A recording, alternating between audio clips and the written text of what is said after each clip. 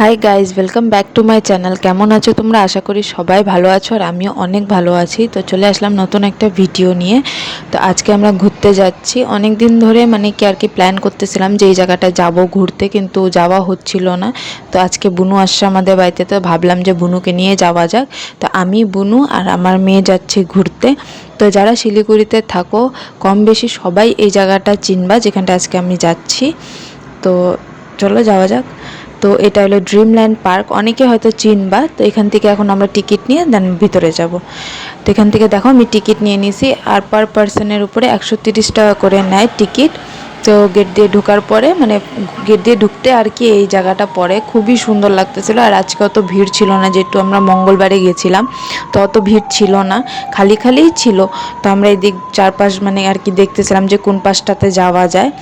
তো এখন হলো বোন বলতেছিল যে ওই পাশে যাইতে, আর এটা হলো আমার বোন। দেখো আমার বোন আমার মেয়েকে নিয়ে যাচ্ছে, আর আমার মেয়ে মাঠে নামে কি এরকমভাবে ঘুরতেছে। দেখো নিজে নিজে একা একা কই কই চলে যাচ্ছে। আর যারা ড্রিমল্যান্ড পার্কে আসো তারা তো জানো যে ড্রিমল্যান্ড পার্ক কতটা সুন্দর। আর যারা আসো নাই তাদেরকে বলবো একবার অবশ্যই আসো ড্রিমল্যান্ড পার্কে। এত সুন্দর জায়গা, অনেক কিছু আছে। তারপরে এখানটা আমার মেয়ে দোলনাতে উঠছিল, আর ওখান থেকে সিধা আমরা এই ব্রিজে আসি, এখানটায় এসে কয়েকটা ফটো তুলি, ভিডিও টিডিও বানাই। আর দেখো আমার মেয়ে আগে আগে যাচ্ছে। সব থেকে বেশি এনজয় আমার মেয়েই করছে ড্রিমল্যান্ড পার্কে এসে। তারপরে চারপাশটা আর কি ঘুরে ঘুরে দেখতেছিলাম। এখানটায় বোর্ডে ওঠারও ইসে আছে, সব কিছুর অপশন তোমরা এই ড্রিমল্যান্ড পার্কে পাবা আর কি।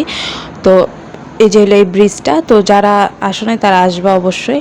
আর দেখো একটা দোলনা পাইছে ছোট্ট, এটার মধ্যে মজাসে বসে দোলনার পাক খাচ্ছে।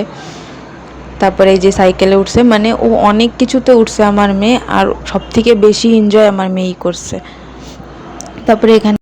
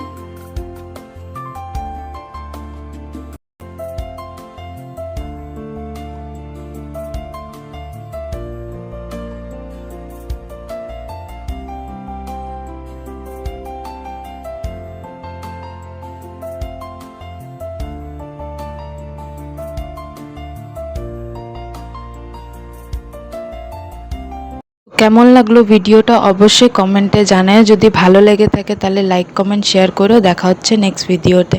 টাটা।